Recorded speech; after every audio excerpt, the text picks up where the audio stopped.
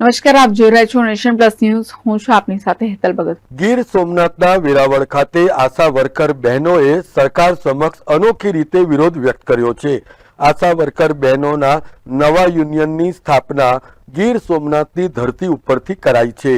દેવાદિદેવ મહાદેવની સાક્ષીએ આ યુનિયનનું નામ એ રાણી લક્ષ્મીબાઈ આશા યુનિયન આપવામાં આવ્યું છે. આ યુનિયનના નેજા હેઠળ આશા વર્કર બહેનો સરકાર સામે લડત ચલાવશે.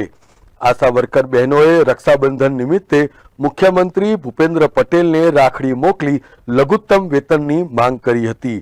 આશા વર્કર બહેનોએ આંદોલનકારી પ્રવીણ રામને પણ આ પ્રસંગે રાખડી બાંધી હતી. Mahesh Dodiya, nation plus news, Gir Somnath.